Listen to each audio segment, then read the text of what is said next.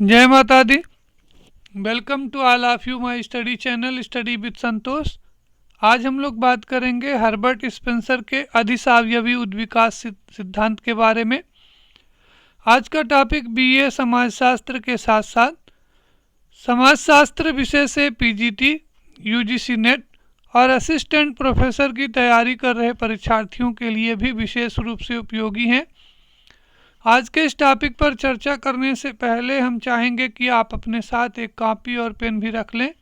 जिससे जो भी ज़रूरी जानकारी आपको मिले उसे साथ साथ नोट करते चलें। तो आइए शुरू करते हैं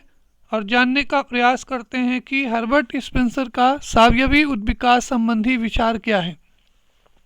जैसा कि हम सब जानते हैं, हर्बर्ट स्पेंसर ने चार्ल्स डार्विन के विचारों के आधार पर समाज और सावयव यानी एक जीव रचना के बीच में जिन समानताओं को स्पष्ट किया है, उसी को हम हर्बर्ट स्पेंसर के सावयवी सिद्धांत के नाम से जानते हैं। हर्बर्ट स्पेंसर का ये जो सावयवी सिद्धांत है, अधिसावयवी सिद्धांत है, इस सिद्धांत वास्तव में समाज और सावयव के बीच समानता पर आधारित है। इस सिद्धांत में स्पेंसर ने समाज और सावयव के बीच में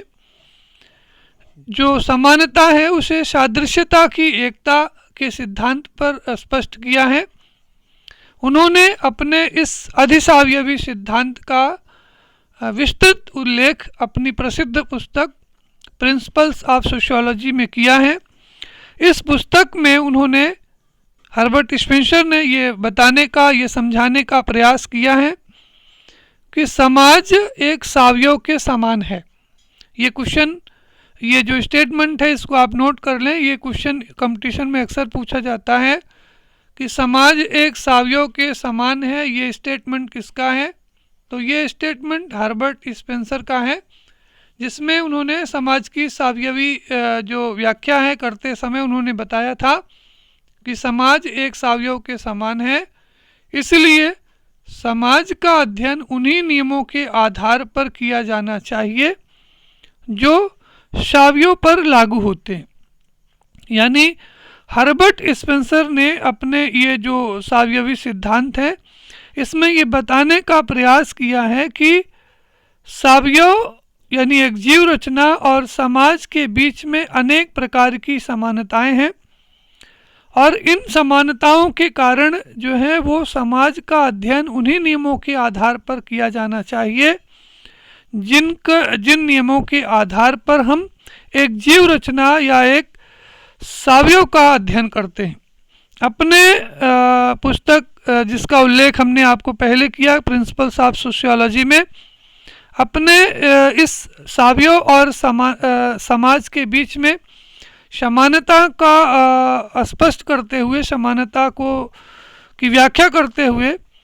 हर्बर्ट स्पेंसर महोदय ने लिखा है कि जब हम समाज की उत्पत्ति, विकास और पतन की प्रक्रिया को देखते हैं तो यह स्पष्ट हो जाता है कि यह उन्हीं नियमों पर आधारित है जो एक जीव रचना की उत्पत्ति, विकास और मृत्यु को स्पष्ट करता है। तो इस तरह से हर्बर्ट स्पेंसर ने ये बताने का प्रयास किया है कि व्यक्ति की जीव रचना और समाज के संगठन में इतनी समानता है कि इस समानता को हम सादृश्यता की दशा कह सकते हैं। हर्बर्ट स्पेंसर ने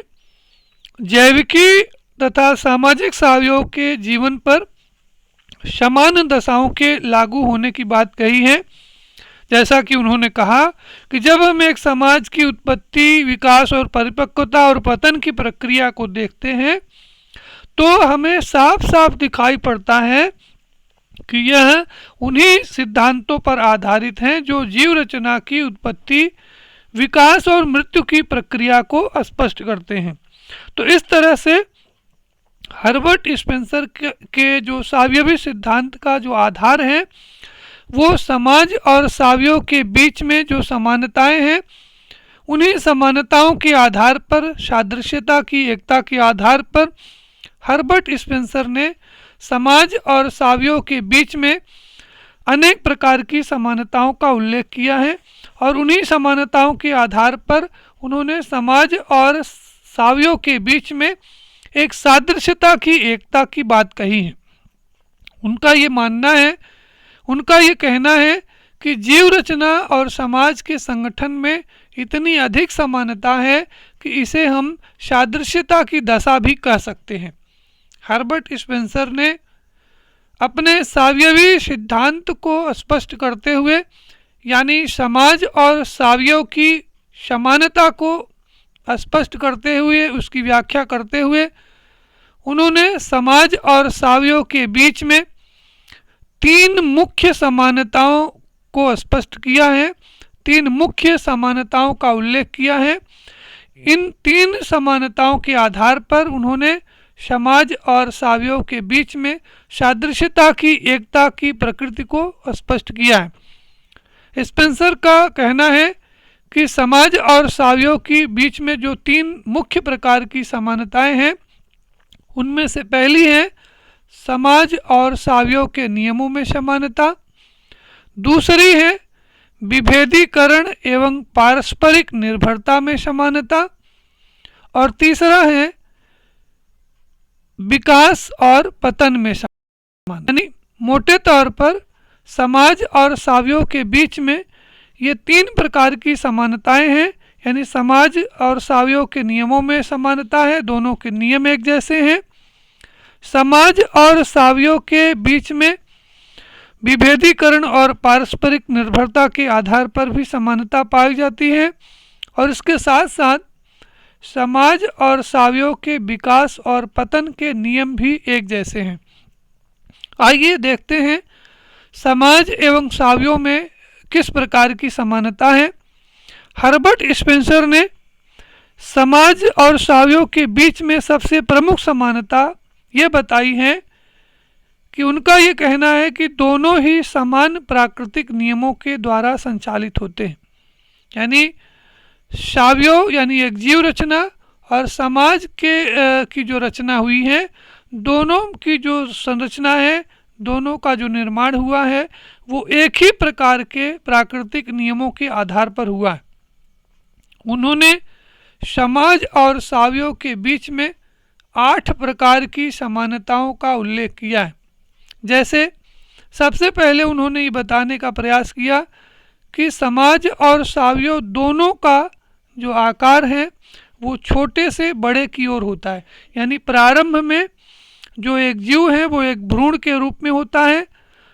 तब उसमें किसी तरह की कोई विभिन्नता नहीं होती है, लेकिन जैसे जैसे उसका विकास होता है उसके विभिन्न अंग स्पष्ट होने लगते हैं, उसमें विभेदीकरण भी बढ़ने लगता है और उसका आकार भी धीरे धीरे बड़ा होने लगता है। तो इसी तरह से जो समाज है वो प्रारंभ में वो एक परिवार का स्वरूप होता है, परिवार से फिर धीरे धीरे कबीला बनता है, कबीले से फिर धीरे धीरे गांव बनता है और गांव से विकसित होते होते वो धीरे धीरे एक विशाल समाज की ओर अग्रसर होता है। तो इस तरह से सावियों और समाज दोनों ही छोटे से बड़े की ओर विकसित होते हैं। दूसरी जो समानता है कि समाज और सावियों दोनों में ही जो विकास होता है वो सरलता से जटिलता की ओर होता है। यानी प्रारंभ में जो समाज होता है वो सरल होता है, लेकिन धीरे धीरे जैसे जैसे विकसित होता है, जैसे जैसे उसमें विभेदीकरण होता है, तो इस विभेदीकरण के कारण समाज में धीरे धीरे जो है वो सरलता समाप्त होती है और सरलता जो है वो धीरे धीरे समाज जो है वो परिवर्तित होकर के एक जटिल समाज के रूप में परिवर्तित होता जाता है। जैसे जैसे समाज का आकार बढ़ता है उसके जो भाग हैं और उपभागों का जो विकास होता है, तो इस कारण से समाज जो है वो धीरे धीरे सरल समाज से परिवर्तित होकर के एक जटिल समाज के रूप में परिवर्तित हो जाता है। समाज और सावियों के बीच में तीसरी प्रकार की जो समानता बताई स्पेंसर ने वो ये है कि स्पेंसर का कहना है कि दोनों का विकास जो है वो अलग अलग अंगों से, अलग अलग इकाइयों से हुआ है। यानी जो एक अवयव है, जो एक शरीर है, उसका निर्माण अलग अलग अंगों से, अलग अलग इकाइयों से मिलकर के बना होता है। जैसा कि हम जानते हैं कि जो हमारी शरीर है वो हाथ, नाक, मुंह, आँख, दांत, पैर, सिर, धड़ आदि अंगों से मिलकर के बनी हुई होती हैं। इन्हीं के समुच्चय को, इन्हीं के योग को हम शरीर की संज्ञा देते हैं। यानी जो शरीर है वो कोई अखंड व्यवस्था नहीं है, इसका निर्माण अलग अलग अंगों से, अलग अलग इकाइयों से, भागों से मिलकर के हुआ होता है। तो ठीक इसी तरह से समाज भी कोई अखंड व्यवस्था नहीं है। समाज का निर्माण भी अनेक व्यक्तियों से, समूहों से, संस्थाओं से, समितियों से, कानूनों से, परंपराओं से मिल करके बना हुआ होता है। तो जैसे शरीर जो है वो अलग अलग अंगों से, इकाइयों से मिलकर के बना होता है, ठीक उसी तरह से हमारा जो समाज है वो अनेक व्यक्तियों, समूहों, संस्कृतियों और समितियों से मिलकर के बना हुआ होता है। चौथी जो समानता है समाज और सावयव के बीच में वो यह है कि सावयव और समाज दोनों के जो अंग हैं, दोनों की जो इकाइयां हैं, उनका कोई स्वतंत्र अस्तित्व नहीं है। जैसा कि हम जानते हैं कि शरीर जो है वो हाथ, पैर, मुंह, आँख, नाक, दांत से मिलकर के बनी हुई होती है, लेकिन इन अंगों का अस्तित्व तभी तक होता है जब तक कि वो शरीर के साथ जुड़े हुए होते हैं। और जैसे ही शरीर से इनको अलग कर दिया जाए अगर, तो इनका कोई स्वतंत्र अस्तित्व नहीं होता है। जैसे आँख है हमारी, तो आँख शरीर से जुड़े होने पर भी वो देखने का कार्य कर सकती है। पैर का कार्य चलने का है, लेकिन ये कार्य तभी कर सकता है जब तक कि वो शरीर के साथ जुड़ा हुआ है। और जैसे ही अगर उसको शरीर से अलग कर दिया जाएगा तो वो काम करना बंद कर देगा, यानी उसका अस्तित्व खतरे में पड़ जाएगा, उसका अस्तित्व समाप्त हो जाएगा। तो ठीक इसी तरह से समाज का निर्माण करने वाली जो विभिन्न इकाइयां हैं, चाहे वो समितियां हो, समूह हो, संस्थाएं हो या परंपराएं हो, इन परंपराओं का, इन समितियों का, इन समूहों का अस्तित्व तभी तक होता है जब तक इनको समाज मान्यता देता है। बहुत सारी परंपराएं, बहुत सारे रीति रिवाज जो कभी प्रचलित थे, कभी समाज में मान्य हुआ करते थे, लेकिन आज की डेट में वो प्रचलित नहीं है, क्योंकि समाज ने उनको नकार दिया है, समाज ने उनको स्वीकार करने से मना कर दिया है। यानी समाज के साथ वो नहीं जुड़े हैं, समाज उनको मान्यता नहीं दे रहा है, इस कारण से धीरे धीरे उनका जो अस्तित्व है वो समाप्त हो गया। यहाँ पर आपको ये ध्यान रखना है, पांचवा जो पॉइंट दिया गया है समाज और सावयव के बीच में समानता का, वो ये है कि शरीर का या समाज का जो विकास होता है वो, यानी जो उनके बीच में जो विभेदीकरण की जो प्रक्रिया होती है, वो विभेदीकरण की जो प्रक्रिया है वो आंतरिक शक्तियों के क्रियाशील होने से होता है। यानी जो समाज का या जो शरीर का जो विकास होता है, वो विकास जो है वो किसी बाहरी शक्तियों के प्रभाव से नहीं होता है, बल्कि उस समाज में या उस शरीर में कुछ ऐसी विशेषताएं होती हैं, कुछ आंतरिक क्षमताएं होती हैं। उन्हीं आंतरिक विशेषताओं और क्षमताओं के कारण ही उस व्यक्ति का, उस वस्तु का या उस समाज का धीरे धीरे विकास होता है। तो कहने का मतलब ये है, स्पेंसर का कहना है कि समाज या सावयव का जो विकास होता है, उनमें जो विभेदीकरण होता है, वो किसी बाहरी शक्ति के प्रभाव से नहीं होता है, बल्कि उसमें कुछ ऐसी आंतरिक शक्तियां होती हैं जो विभेदीकरण की प्रक्रिया को जन्म देती हैं। छठवां जो पॉइंट बताया गया है वो है कि ये जो विभेदीकरण की जो प्रक्रिया है वो परिपक्वता या पतन की ओर जाकर के समाप्त होती है। यानी जो विभेदीकरण है वो तब तक चलता रहता है जब तक कि जो विकास की जो प्रक्रिया है वो पूर्ण नहीं हो जाती है, उसका जो जीव का या जो समाज का जो विकास है वो पूरा नहीं हो जाता है। तो विकास पूरा होने के बाद धीरे धीरे वो पतन की ओर आ जाता है। जैसे आप जानते हैं कि मनुष्य जो जन्म लेता है तो वो शैशवावस्था से फिर बाल्यावस्था, बाल्यावस्था से किशोरावस्था, किशोरावस्था से फिर युवावस्था में तक पहुंचते हुए उसका जो विकास है, शारीरिक विकास और मानसिक विकास है, वो धीरे धीरे पूर्ण हो जाता है। और पूर्ण होने के बाद फिर धीरे धीरे उसका पतन होता है, उसमें कमी आने लगती है और फिर वृद्धावस्था के बाद धीरे धीरे उसकी मृत्यु हो जाती है। तो इसी तरह से समाज भी धीरे धीरे विकसित होता है, उसके विकास की एक सीमा होती है, और उस विकास की सीमा पर पहुंचने के बाद वो समाज और सभ्यता संस्कृति धीरे धीरे पतन की ओर अग्रसर होती है। यानी उसका विकास जब पूरा हो जाता है तो फिर वो उसकी जो गति है वो अधोगति हो जाती है और फिर धीरे धीरे उसका पतन होने लगता है। यहाँ पर एक महत्वपूर्ण बात ये बताई स्पेंसर ने कि स्पेंसर का कहना है कि समाज और सावयव के बीच में का जो निर्माण हुआ है, जो विभिन्न अंगों से हुआ है, इन अंगों के बीच में, इन इकाइयों के बीच में पारस्परिक निर्भरता होती। यानी एक अंग या एक इकाई अपना कार्य ठीक प्रकार से तभी कर सकती है जब उसके कार्य में दूसरी इकाई या दूसरा अंग सहयोग करे। इसी तरह से जैसे आप जानते हैं कि पैर का काम होता है चलने का, लेकिन पैर अपना काम ठीक प्रकार से तभी कर सकता है जब उसमें हाथ भी सहयोग करे, आँख भी सहयोग करे, सिर भी सहयोग करे और दिमाग भी सहयोग करे। यानी शरीर के जो बाकी अंग हैं वो सहयोग करते हैं, तब जो है वो कोई अंग या पैर अपना कार्य ठीक प्रकार से करने में समर्थ होता है। तो ठीक इसी तरह से जो समाज की जो व्यवस्था है वो आपसी सहयोग, भाईचारे के ऊपर आधारित होती है, और ये जो आपसी सहयोग जो है वो एक दूसरे के ऊपर जो निर्भरता होती है, उसी निर्भरता के आधार पर समाज की जो संरचना है वो विकसित होती है, आगे की ओर बढ़ती है। समाज और सावयव के बीच में जो 8वीं समानता है वो ये है कि स्पेंसर का कहना है कि जिस तरह से शरीर को नियंत्रित करने के लिए एक केंद्रीय शक्ति होती है यानी मस्तिष्क होता है, ठीक उसी तरह से समाज को नियंत्रित करने के लिए सरकार जैसी कोई व्यवस्था होती है। तो इस तरह से इन 8 बिंदुओं के माध्यम से आप देखते होंगे,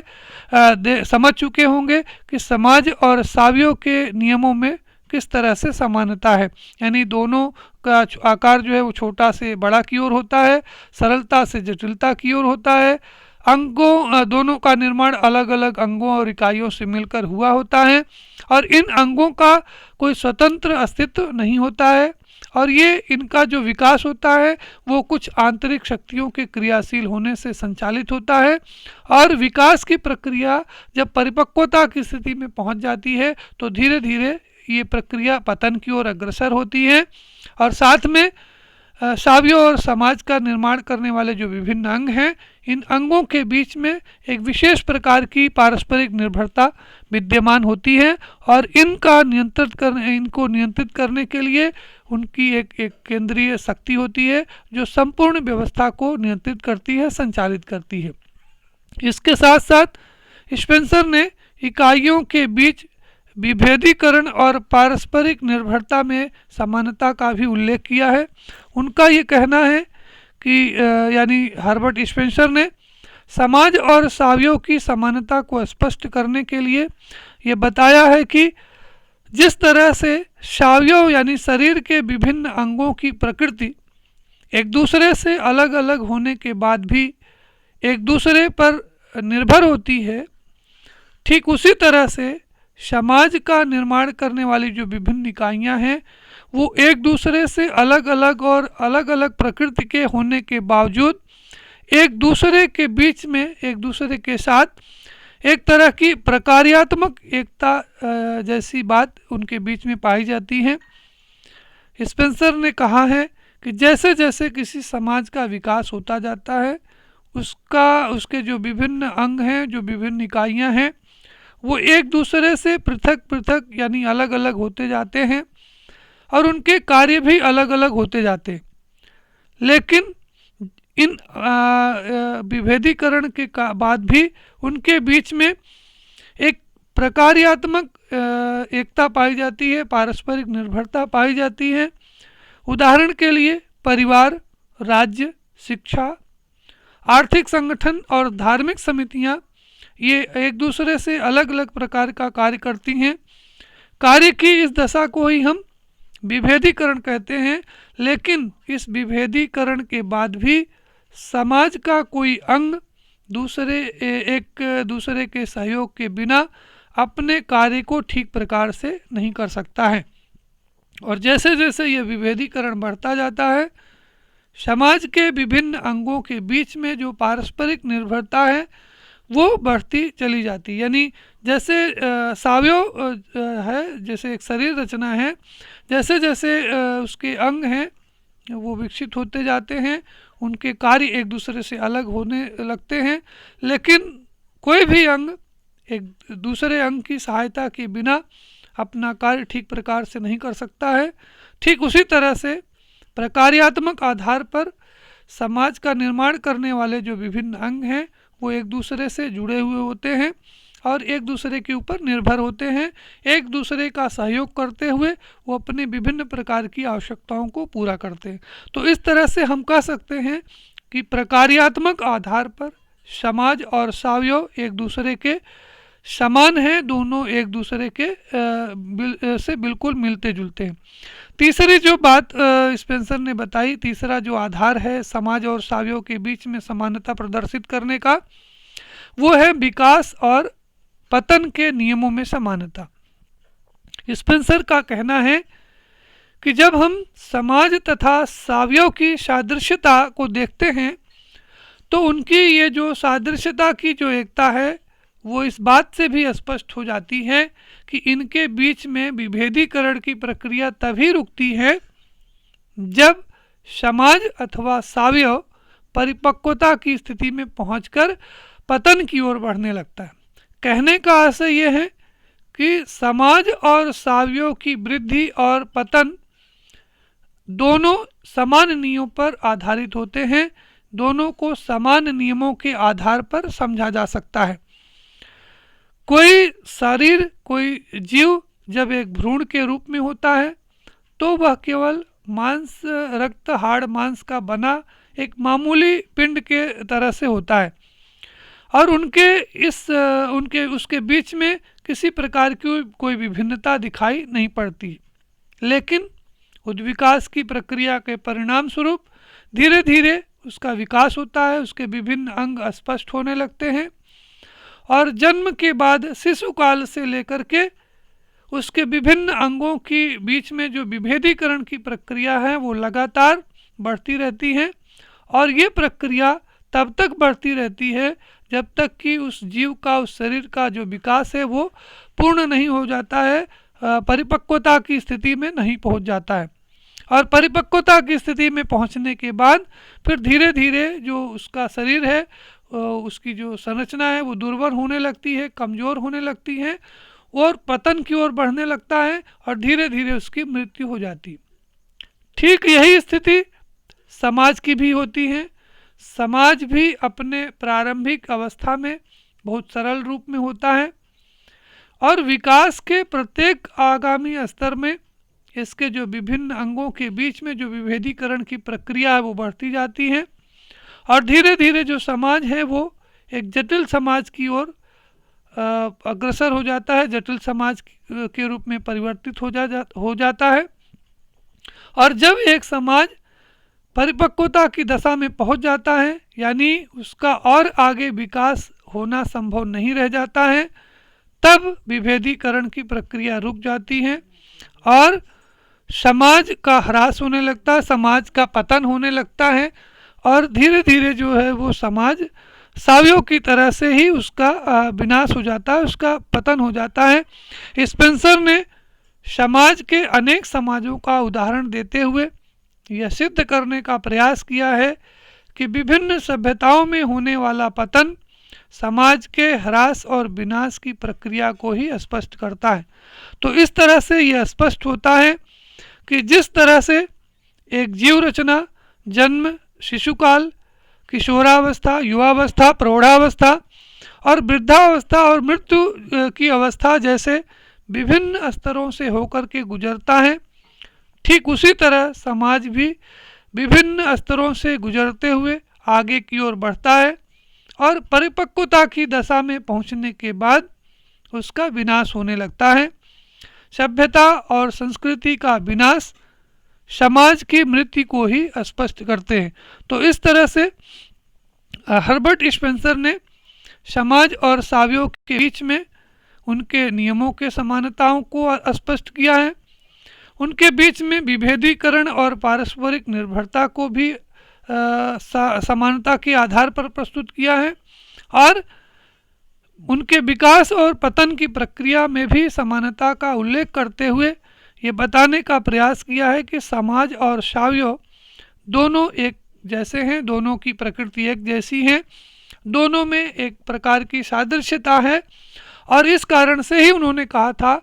कि समाज की व्याख्या उन्हीं नियमों के आधार पर की जानी चाहिए, उन्हीं नियमों के आधार पर करनी चाहिए जिन नियमों के आधार पर हम एक सावयव की व्याख्या करते हैं, सावयव का अध्ययन करते हैं। यहाँ पर आपको ये ध्यान रखना है कि समाज और सावयव की समानताओं के साथ साथ स्पेंसर ने इनके बीच कुछ असमानताओं का भी उल्लेख किया है। यानी हमारा कहने का मतलब ये है कि यद्यपि उन्होंने